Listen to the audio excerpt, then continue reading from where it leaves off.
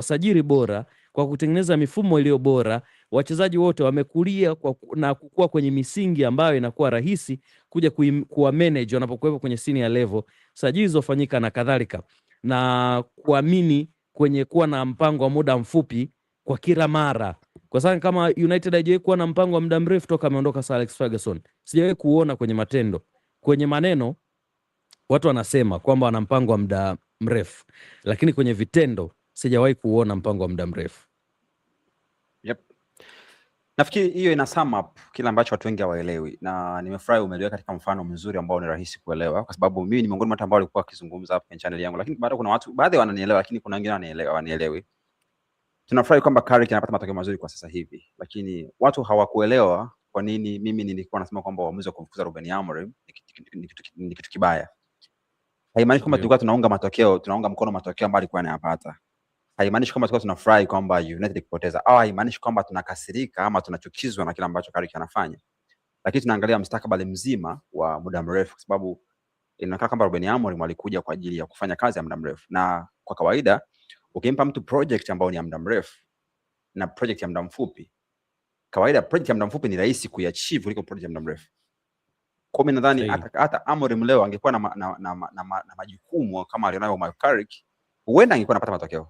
Kama angepewa timu kwamba sasa hivi sisi hatujali mambo ya baadaye itakuwaje, tunataka sasa hivi upate matokeo tu, nafikiri angefanikiwa kupata matokeo. Kuna makocha walifanikiwa kufanya hivyo, lakini nafikiri Ruben Amorim plani yake na plani ya klabu na majukumu aliyopewa alipoajiriwa ilikuwa ni kujenga timu ambayo itakuwa ina sustain ushindi kwa muda mrefu baada ya miaka mingi ijayo, sio tu wa kushinda leo, kwa sababu unaweza kufanya hivi alafu ndio maybe Carrick ameenda fanikiwa kufikia top 4 kwa mechi chache ambazo zimebakia, alafu baada ya hapo anakuja kocha mwingine anaanza kitu kipya tena, na kila ambacho alikuwa amekifanya Ruben Amorim Carrick kinaonekana kina maana, tunaanza upya. Kwa hiyo inakuwa ni cycle ile ile ya kuendelea ya kutumia panado kama ambavyo ulikuwa unaendelea, alafu nakuwa tutibu ugonjwa ambao ni wa kudumu wa klabu. Nafikiri hii imesaidia angalau watu wengi waelewe. Sasa tuende kwenye mada, tuzungumzie tu compare kwanza na tuongee kwa kifupi kitu gani kilifanya Ruben Amorim asifanikiwe kupata matokeo mazuri, asifanikiwe alikuwa sio mbaya sana pia,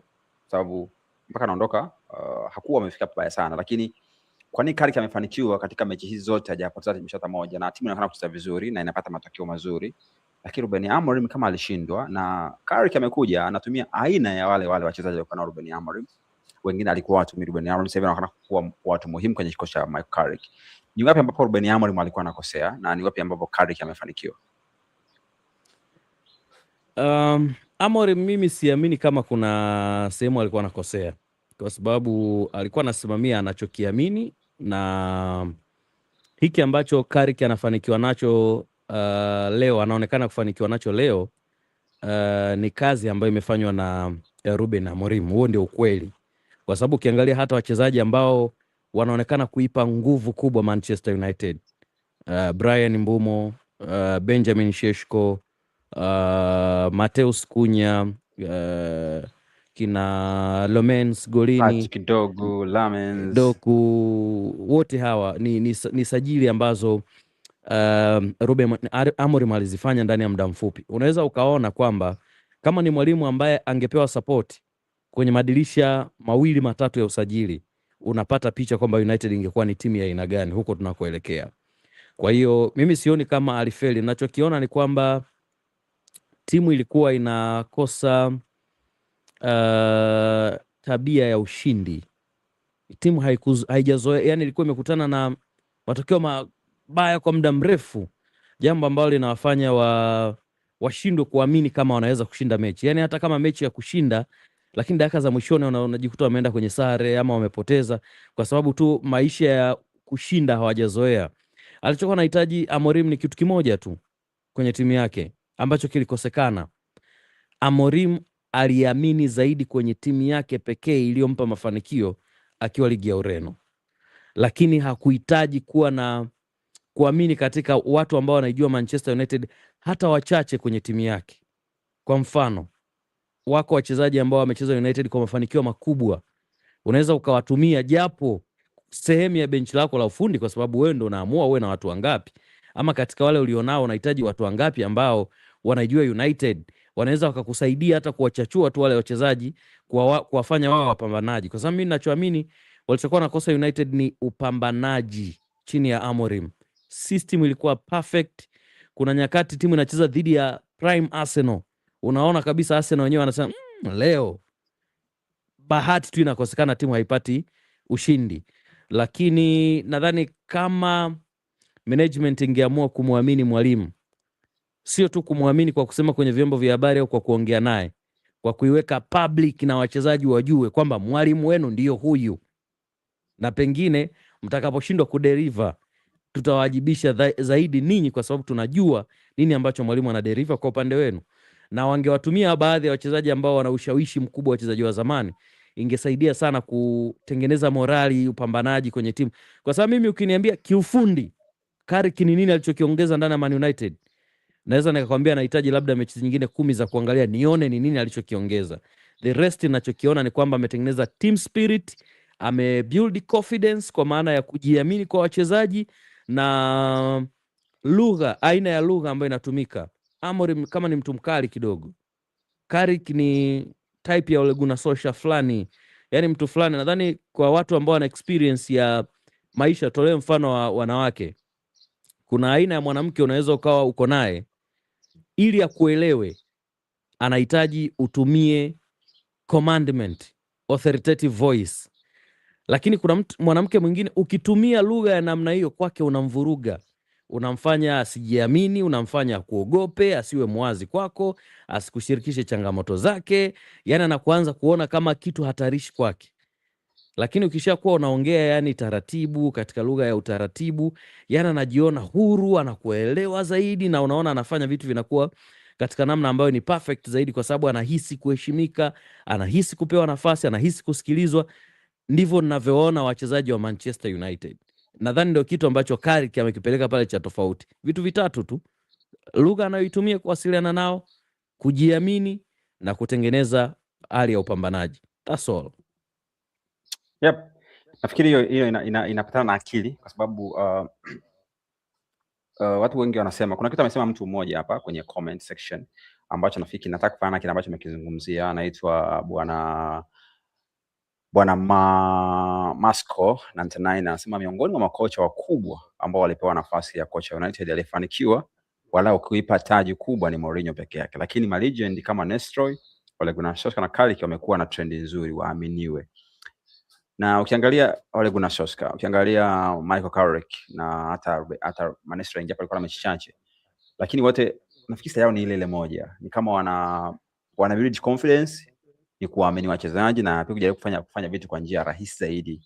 Nafikiri kwa sababu ya project zao zinakuwa ni za namna gani. Nafikiri hicho pia kinafanikiwa. Kama ulivyosema kwamba Ruben Amorim alikuwa na ufundi mwingi, wakati mwingine ukali na nini, Carrick kajaribu kwenda tu kwenye basics na kuambia wachezaji kwamba mimi nahitaji just need nataka ninyi mfanye hivi mpate matokeo na kuwapa freedom zaidi. Nafikiri hiyo ndio kitu ambacho kidogo kimewa favor labda kupata matokeo, kitu ambacho Ruben Amorim muenda kwake haikuwa mpango wa muda huo. Yaani alitamani zaidi kuona bora, na alituambia hata mwanzoni kwamba bora tuumie sasa hivi, lakini baada ya miaka michache tuwe timu ambayo ni bora zaidi kwa muda mrefu. Nafikiri hicho ndio kitu ambacho kimemkwamisha Ruben Amorim. Kuna mtu mmoja hapa anauliza swali moja, anasema je, improvement ya timu inaendana na muda aliyokaa kwenye timu? Nafikiri hapa anaulizia kuhusu Ruben Amorim kwamba alikaa mwaka mmoja baada na miezi mitano hivi na miezi 6.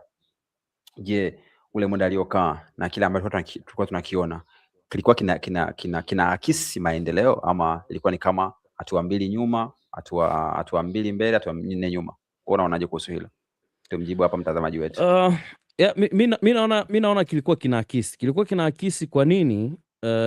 Jinsi ya kupima improvement, ukipima kwa matokeo utaona kwamba kilikuwa kiakisi kwa muda aliokaa, lakini ukiangalia performance wise timu inavyo display uwanjani, yani kuanzia wachezaji wanaocheza first game wakifanya rotation kidogo, wanaoingia wanaotoka, unaona kuna wazo ambalo tayari limetengenezwa. Kila mchezaji anajua majukumu yake, anajua akimbie wapi, anajua achezeje, timu i-defend vipi, timu i-attack vipi.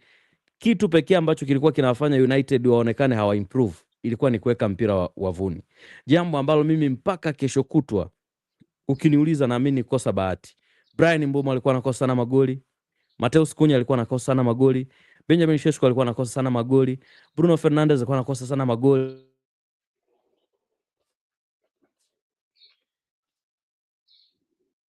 Oscar, sikupati, mtandao Oscar ni kama simsikii tena, nadhani mtandao kwako umekuwa changamoto kidogo. Kuna mtu hapa alikuwa anauliza kuhusu, anasema kwamba tatizo kubwa alikuwa ni mfumo ambao Ruben Amorim alikuwa anatumia, ndio ilikuwa changamoto kubwa. Kwa mjibu wa Hans Douglas, anasema shida kubwa ilikuwa ni mfumo, na hiyo ndio ilikuwa tatizo la kwa wachezaji. Tulishaongea kuhusu hili swala kipindi fulani, nitarudia tena hapo kwa kifupi, kuhusu mfumo, kwamba katika timu yote ile, katika kocha yote duniani kule, mfumo sio tatizo hata kidogo. Mimi ni kocha na jua anachokizungumza. Mfumo it can be ni just jinsi ambavyo wachezaji wanaanza, ni rest kwenye rest defense wanafanya nini. Mfumo hauwezi kuwa tatizo kwa timu yote ile, lakini application ya ile mfumo na majukumu ambayo wachezaji wanapewa uwanjani ndio yanaweza kuwa tatizo. Crystal, wakati sisi tuna struggle na Ruben Amorim, Crystal Palace ya Oliver Glasner ilikuwa inafanya vizuri sana kwa mfumo ule ule ambao Ruben Amorim anautumia. Tatizo ni personnel alionao, lakini pia application ya kila ambacho alikuwa akikitumia kwenye mfumo wake. Kwa hiyo guys, msije mkasema kwamba eti mfumo ni tatizo. Hapana, mfumo hauwezi kuwa tatizo. Shida ni kwamba application ya mfumo ya majukumu ya wachezaji uwanjani yanaweza yasideliver vile ambavyo kocha anakuwa anahitaji. Naona Oscar amerudi hapa, ngoja tuendelee kumsikiliza, alikuwa akimalizia hapa. Naona amerudi. Pole, naona mtandao ulikutoa kidogo ya mtandao ulinitoa, lakini nilichokuwa nakisema ni kwamba kwa hiyo kilichokuwa kinakosekana ni bahati, kwa sababu wachezaji ambao walikuwa hawafungi wakati wa Ruben Amorim sasa wanafunga, na baada ya kuwa wanafunga timu inapata matokeo. Kwa hiyo unaweza ukaona kwamba kama timu ingekuwa inapata matokeo, kila mmoja angesema Ruben Amorim amefanikiwa kuanzia kwenye kutafuta wachezaji, namna ya kuwatumia na namna ambavyo timu yake imekuwa inapata matokeo. Timu ina display lakini haishindi. Watu wakaamua kumtafuta mchawi, kwa sababu kama nilivyosema mwanzo, timu haina mipango ya muda mrefu, na ndio maana ikamuondoa mwalimu. Kwa sababu wangekuwa na mpango wa muda mrefu, wangemvumilia kama ambavyo kauli ilitoka ya Sir Jim Ratcliffe kwamba wataendelea kumwamini Amorim. Wangesubiri muda wake uishe, alafu wakae mezani wa mhukumu. Okay. Yeah, Rafani alikuwa amesema kwamba atasubiri mkataba wake uishe, alafu ataamua baada ya hapo kama progress ipo ama vipi. Kuna mtu pia amezungumzia hapa kuhusu mfumo, tutaongelea hilo baadaye kidogo. Watu wengi wanaamini kwamba mfumo wa Ruben Amorim ulikuwa ni tatizo, lakini tutaongelea hilo baadaye kidogo. Naomba tuende kwenye jambo lingine kidogo. Kwanza tumalizie kwanza hilo. Watu wengi wanasema kuhusu mfumo. Wewe ni mwana sport, unaelewa? Ndio. Hivi ni kweli mfumo unaweza kuwa tatizo kwa timu fulani? Kwa sababu nafikiri tuwahi kueleza hicho kitu. Nafikiri pia watu hawaelewi tofauti ya mfumo na jinsi ambavyo timu zinacheza uwanjani. Watu wanaamini kwamba mfumo ndio kila kitu kwenye mpira. Niliwapa mfano mmoja hapa wakati umetoka online hapa, kwamba wakati sisi tuna struggle na mfumo huo wa back 3 chini ya Ruben Amorim, ulikuwa ni mfumo ule ule ambao anatumia Oliver Glasner na Crystal Palace, na timu yake ilikuwa inafanya vizuri sana. Nitaka kuonyesha tu mfano mmoja kwamba katika scenario kama hizo kuondoa kwamba tatizo hata sio mfumo. Wewe unasemaje kuhusu hilo? Je, ni kweli mfumo ulikuwa unamkwamisha? Watu wanachanganya kitu kimoja kati ya system na formation. System unazungumzia namna timu inavyocheza. Yep. Yani unazungumzia hiyo ni system, kwamba mimi nikiwa na mpira naweza kujua Nandes yuko wapi hata bila kumtazama. That's system. Formation ni namna wachezaji wanavyojipanga timu ikiwa haina mpira. Sijui kama naelewa hapo. Au ukisema timu hii inacheza 3-4-3, hiyo ni mfumo, yani hiyo ni formation. Unajua Kiswahili kinaweza kikachanganya. Ni formation ya namna timu inavyocheza, ambayo unaiona timu ikiwa inajilinda. Ni kama tu mpangilio wa wachezaji uwanjani. Mpangilio wa wachezaji uwanjani. Unaonekana timu inapojilinda tu. Kwa sababu kwa mfano lile bao aliolifunga Benjamin Šeško mechi yetu dhidi ya Everton kwenye Monday Night Football. Tulifunga pale kwa formation gani? Ile goli la formation gani ile? Ile ni counter attack actually. Kwa hiyo maana yake hakuna formation timu ikiwa ina attack. Ndio maana mchezaji mmoja anaweza akakimbia kama Son Heung-min kutoka kwenye goli lake anaenda anafunga. Huwezi kusema tulikuwa tunashambulia tunatumia formation ya 4 ngapi kwenye kwenda kufunga. Hiyo ni namna wachezaji wanavyojipanga timu ikiwa haina mpira, ndio formation. System unazungumzia moyo wa timu. Kwamba kwenye timu yetu sisi tunavyokuwa na mpira, nani ana control tempo of the game? Timu icheze kwa kasi gani? Timu icheze kwa uelekeo upi? Nani anaamua, nani anatengeneza hatari kwenye timu? Kuna kipindi Liverpool walikuwa wanatumia Robertson, Trent Alexander-Arnold, ndio walikuwa wachezaji hatari kwenye timu. Kuna timu nyingine kwa mfano United, Bruno Fernandes kwenye namba 10 ndio mchezaji hatari kwenye timu. Kwa hiyo ndio system, huo ni moyo wa namna ambavyo timu ina operate. Ndio nazungumzia system ambayo kwangu mimi sioni kama ilikuwa na shida yoyote kwa Ruben Amorim. Ukiniambia formation, yes I can agree kwamba formation ilikuwa na shida kwa sababu mwalimu hautakiwi siku zote kitaalamu, players makes formation. Wachezaji ulionao ndio wanaamua mpangilio gani utumie ndani ya uwanja, na sio wewe unaamini kwenye mpangilio upi. Kwa sababu wewe unaweza kuwa unaamini kwenye mpangilio huu, wachezaji ulionao wakawa ni mpangilio ambao ni kitu kipya kwao au ni kitu kigumu kwao. Mtu maisha yake yote ya mpira ni kitu kigeni anakicheza. Kwa hiyo tafsiri yake ni kwamba anaweza kukubaliana na hilo kwamba mpangilio wa wachezaji ulikuwa unamwangusha Amorim, kwa sababu wengi wao walikuwa wanajikuta muda mwingi, hata ukiangalia analysis wanasita. Casemiro anatakiwa kuna muda awe eneo fulani, hayupo. Kwa nini? Kwa sababu sio aina ya mpangilio ambao ameuzoea ndani ya uwanja. Kwa hiyo kwa mpangilio yes, ndio maana Carrick amebadilisha mpangilio. Sitaki kuamini kama system imebadilika, mpangilio wa wachezaji umebadilika. Mimi naona it's the same system, kwa sababu still timu inamtegemea Bruno, still timu inamtegemea Ahmad, still timu inamtegemea Mbumo, still timu inamtegemea Benjamin Šeško. Kwa hiyo naona ni system ile ile. Yes, system ina basics, ina vitu. Tunasema kuna zile basics za kwenye system kwamba okay, sisi huwa tunafanya nini? Tunachukua mpira mapema, tuna press zaidi, au tunajilinda zaidi, ama tunacheza tuna possess mpira zaidi. Hiyo ndio system. Lakini tunakuja kwenye formation, jinsi ambavyo wachezaji wanajipanga timu ikiwa ina mpira. Wanapoanza pale wanafanya nini? Kuna kitu kingine ambacho nimekuja kugundua kwa Carrick ambacho nadhani ukikizungumzia, lakini ningependa ukikizungumzia hapo. Nikiangalia aina ya mechi ambazo tumeshinda na aina ya mpira ambao wanacheza Carrick, kuna point nyingi ambazo unakuta timu inapossess mpira vizuri sana, ina sustain pressure mara nyingi sana, lakini nimegundua baadhi ya magoli mengi ambayo tumefunga, hata goli ambayo tumefunga juzi dhidi ya Everton, ni magoli ambayo ni kwenye transition na tumefanya counter attack. Amefanikiwa kwenye hilo Carrick kwa sehemu kubwa sana. Kimlinganisha Carrick pia na Ole Gunnar Solskjaer pia, na ilikuwa ni kama anafanya hivyo pia kwa Solskjaer. Kwa muda mwingi tulikuwa tunacheza counter attacking football na ni kama alifanikiwa. Unaonaje? Maybe hiyo ndo aina ya soka ambalo linaweza kufanikisha United kuliko kuja na system ngumu, labda hiyo ndo njia, ndo the way out. Ukweli ni kwamba hiyo ndio DNA ya namna Manchester United inavyocheza miaka yote. Yaani huo ndio ukweli.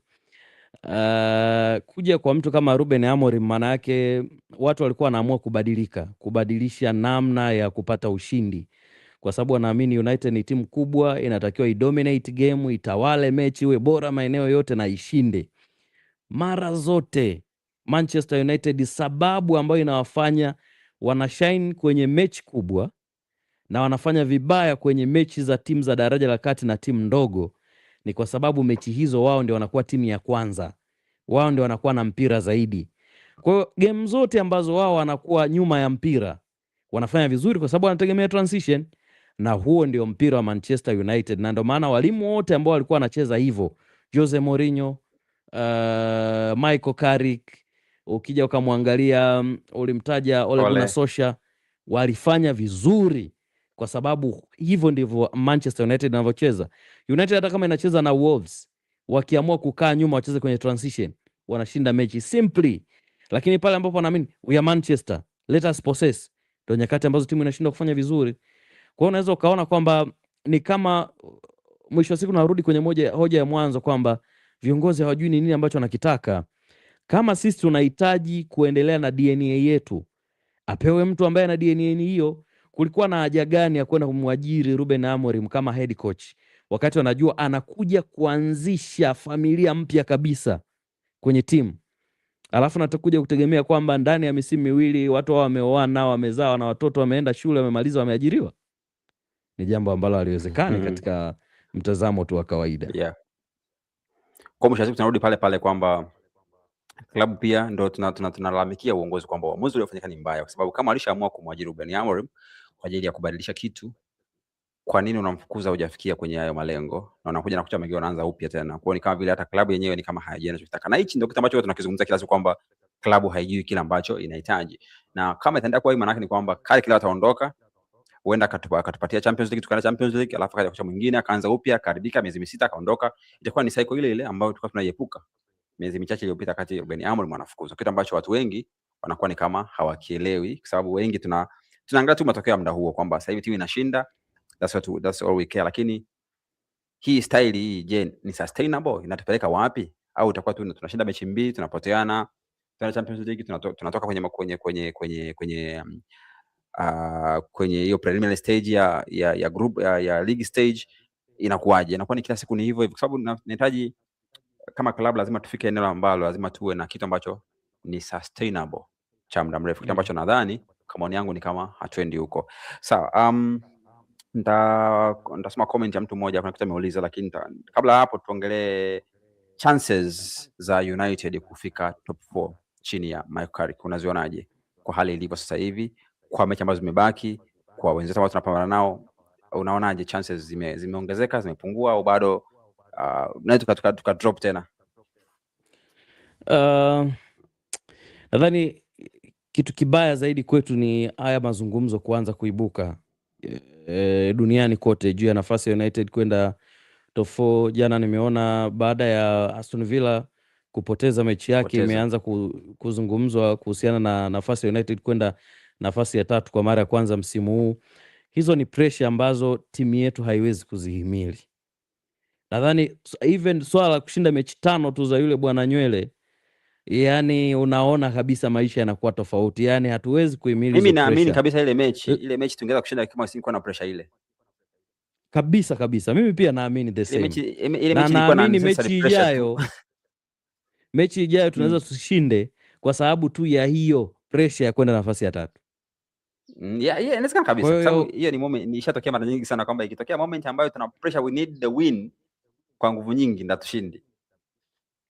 Kwa hiyo mimi nadhani hatuna namna ya kukwepa kuzungumzwa, kwa sababu ni prominent club, ni club kubwa, tutazungumzwa tu, lakini ipo haja ya wachezaji wetu kujengwa kweli kweli kwenye vichwa vyao kwamba ninyi mko hapa, hamko kwa bahati mbaya. Fanyeni kile ambacho, focus na matayarisho, focus na mechi, achaneni na mitandao, achaneni na habari nyingine.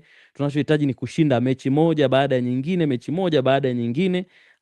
Yani wasianze kufocus na top 4 au kwenda nafasi ya 3 na nini, lakini nafasi mimi naiona endapo haya yatafanyika. Lakini haya mazungumzo yakiwa meza, yakawaingia wachezaji, sitashangaa kama tutashinda kumaliza ndani ya nafasi 4 za juu, kwa sababu kinachohitajika zaidi ni consistency, ni muendelezo, na muendelezo mara zote huwa unategemea sana swala la saikolojia, kwa sababu kwenye saikolojia ukishajua kwamba itakuwaje hapa, mambo yanaendaje, mbona kama na nafasi yani saikolojia ikijitikisa tu inakuwa ngumu kweli kweli. Kwa hiyo kwangu naiona nafasi ya United kwenda kwenye nafasi 4 bora za juu, lakini pale ambapo hii pressure itatafutiwa dawa, itadhibitiwa ndani ya viunga vya Carrington, lakini ikiwa meza wachezaji hata top 4 kwetu itakuwa ngumu.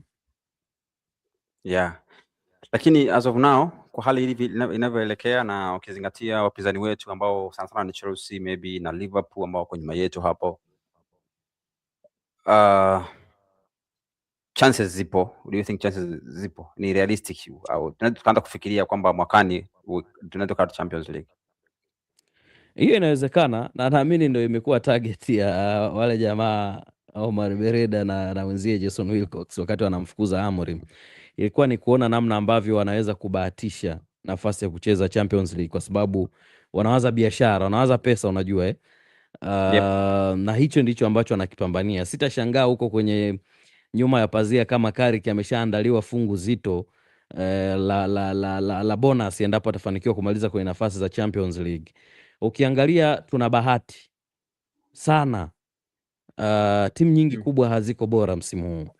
Liverpool wanadema, Chelsea wanadema, Aston Villa wanadema, Arsenal wanadema, Man City wanadema. Mimi naamini msimu huu tungekuwa na timu ya kariba ya Leicester City, ulikuwa ni msimu wa kuchukua ubingwa kirahisi kabisa, kwa sababu timu nyingi kubwa hazifanyi vizuri, na hilo linaendelea kuniaminisha kwamba nafasi ya Manchester United ipo, kwa sababu ukiangalia jinsi ambavyo timu ilikuwa inaangusha alama, unaangusha alama, inatakiwa ushinde, unaangusha alama, anayetakiwa ashinde naye anaangusha, kama vile mnashindana kushindwa. Ndio jinsi ambavyo imekuwa kwa upande wetu. Kwa hiyo nadhani muda mwingine mafanikio huwa yanategemea bahati. Inawezekana kabisa ikawa ni msimu wa bahati kwa United kurudi kwenye msimu wa Ulaya, na sio tu kwamba tumekuwa bora sana, lakini wapinzani hawajawa na ubora mkubwa. So naamini hiyo bahati inaelekea kuwa huu ukawa mwaka wetu wa kurudi kwenye michuano ya Ulaya, na hicho ndio kitu ambacho mimi nakizungumza kila siku kwamba msimu huu nadhani ni msimu ambao ni kama top 4 inatafuta si wenyewe, hatuitafuti sana, ni kama yenyewe inatafuta, sababu nikianza kukumbuka moments ambazo tulipoteza fursa ya kuwa top 4 muda mrefu uliopita, na hata top 4 kuna mechi ambazo tulipoteza, tulidondosha point ambazo nadhani tungeshinda zile mechi, ukipiga zile point technically now tungekuwa tunagombania ubingwa, tungepata juu ya Man City na hata huenda tungekuwa hata juu ya Arsenal ama chini kidogo ya Arsenal, kwa sababu ni mechi ambazo ukiangalia ni hatukusai kupoteza point, na hata sio chini hata ya Carrick, ni chini ya Ruben Amorim. Ndo ukaja pale kwenye upande wa luck kwamba wakati mwingine pia luck inakuwa haiko upande wako, kwa sababu katika timu ya Ruben Amorim kuna mechi ambazo kabisa kila kitu kilikuwa sahihi, performance, possession, expected goals, kila kitu except magoli yaingia uwanjani na point zinadondoka, kitu ambacho ukija ukiangalia kimpira unaona kwamba no, tulistahili zaidi ya hiki ambacho tumekipata, lakini mwisho wa siku matokeo ya mwisho ndio yanayoamua future ya kocha aliyopo. Na moja ya kitu ambacho alikisema ambacho huenda kikaa kweli au wakana tupanga wakati wanamfukuza Ruben Amorim kwenye ile statement ya klabu, ndio kile ambacho amezungumzia hapo, kwamba alisema kwamba tuna aim kutafuta kocha ambaye atatusaidia kumaliza msimu kwa nafasi za juu zaidi kuliko zile ambazo tupo nazo sasa. So far ni kama plan yao inaenda kufanikiwa, which is not guaranteed, kwa sababu in United you never know, mambo yanabadilika muda wote tu. It can change, muda wote unaweza kubadilika, kwa sababu wakati Carrick anachukua United tulikuwa point 11 nyuma ya Aston Villa. Sasa hivi kesho tukishinda tutakuwa juu ya Aston Villa. Ikiwa mtu ungeambiwa predict hicho kitu kitatokea baada ya miezi miwili, nafikiri kila mtu angesema kiwezekani.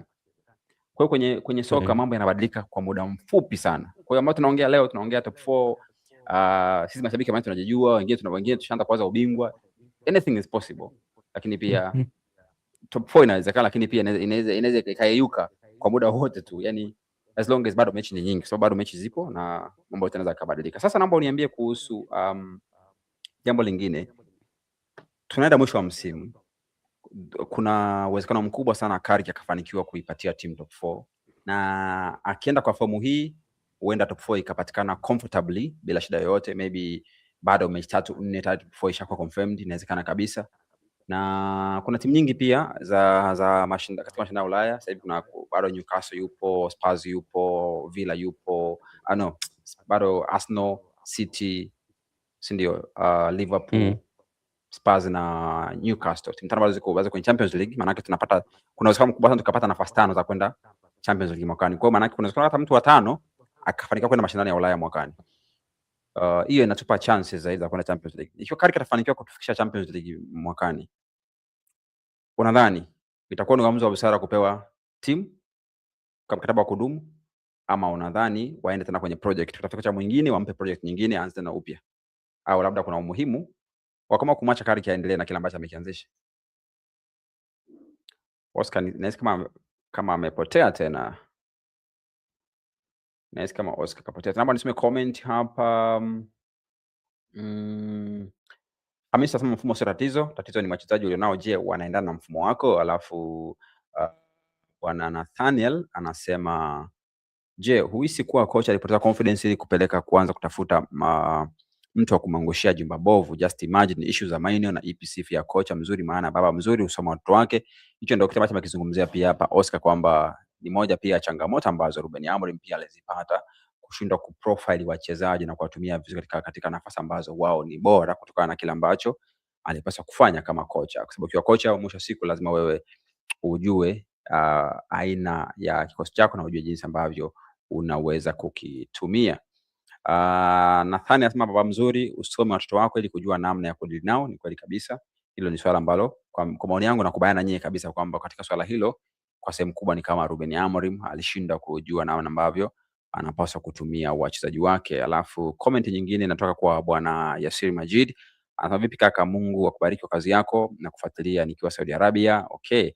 Na kushukuru sana bwana Yasir Majid kwa kunifuatilia. Asante sana kwa kuwa mwanafamilia mzuri sana wa United Redvest na kwenda kutufuatia kutoka kule katika klabu ya Saudi Arabia, na kushukuru sana. Niko nataka nikwambie kitu kwa sasa hivi kwenye Premier League msimu huu tupo tukishinda dhidi ya Everton, dhidi ya Crystal Palace tunapanda hadi nafasi ya 3 juu ya Aston Villa, na kwenye upande wa magoli tupo na Bryan Mbeumo na magoli 9 akiwa kwenye nafasi ya 8 ya kufunga magoli, wakati huo Bruno Fernandes akiwa ana assist 12 akiwa anaongoza kwenye assist. Kwa hiyo not that bad msimu huu, lakini pia